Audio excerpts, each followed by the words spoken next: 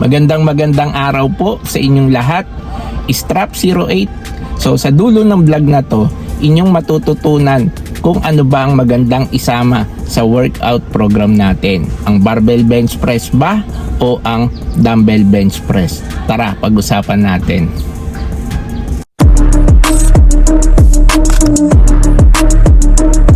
Dalawa sa pinakapopular na exercise para sa development ng inyong chest ay ang barbell bench press at dumbbell bench press, lalo na pag Monday, National Chest Day. Sa loob ng maraming dekada, naging pangunahing bahagi sila ng workout ng mga beginner, bodybuilder, powerlifter at maging mga atleta.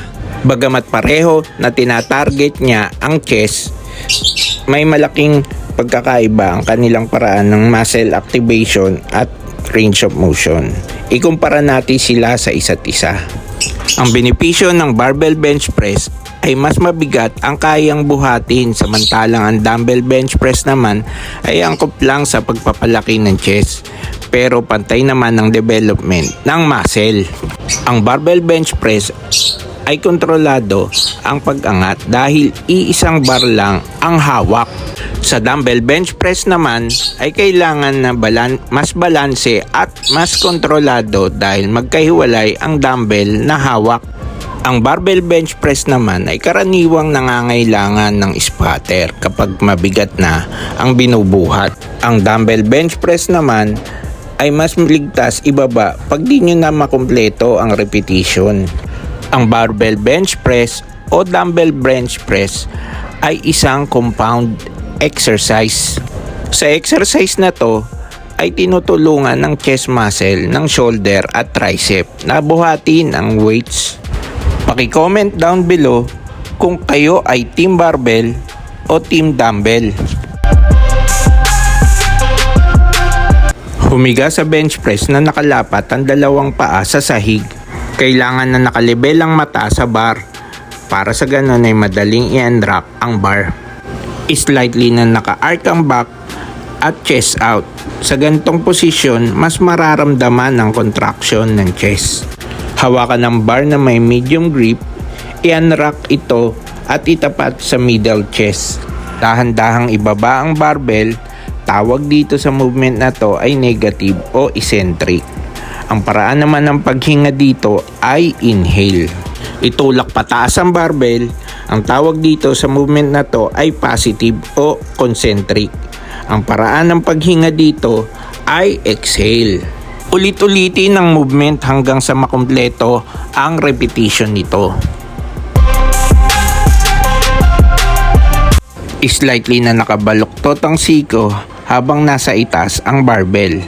Huwag di idiretso ang siko. Karamihan ng bigat ng barbell ay mapupunta sa siko at maaari kayong ma-injury. Huwag ipantay ang braso sa shoulder. Lagyan ng anggulo magmula sa katawan hanggang sa siko.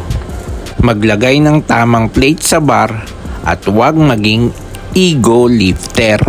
Kung sa tingin nyo ay mabigat na ang weights na gamit nyo, magpaspat kayo sa mga matatagal na sa gym at huwag do sa walang alam.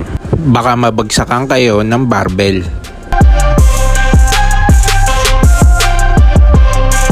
Umupo sa bench at itayo ang mga dumbbell sa mga hita.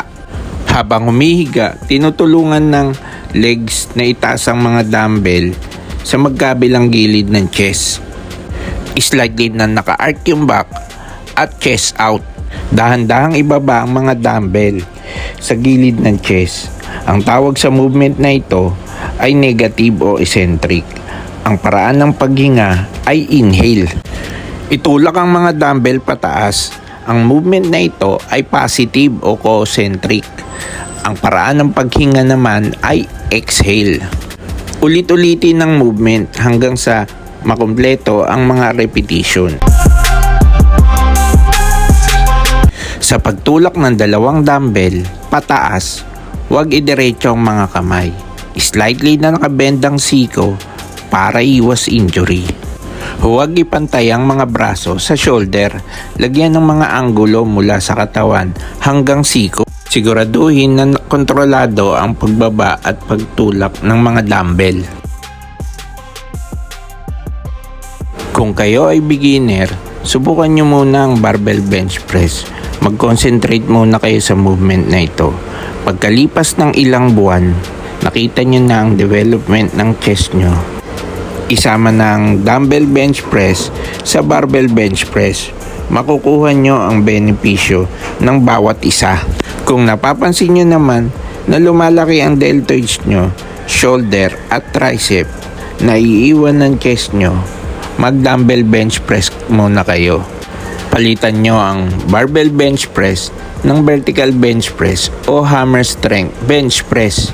Dalawang handle ng mga ito, kaya may stretch nyo ng husto sa eccentric movement. Mawawala ang imbalances ng chest muscle at magkakaroon kayo ng muscle growth. Kailangan na maging consistent kayo sa pag-workout ng muscle group. Kahit mabagal ang progress ng katawan nyo, patuloy pa rin kayo sa pag-workout. Ano't ano man, may reward yan sa dulo.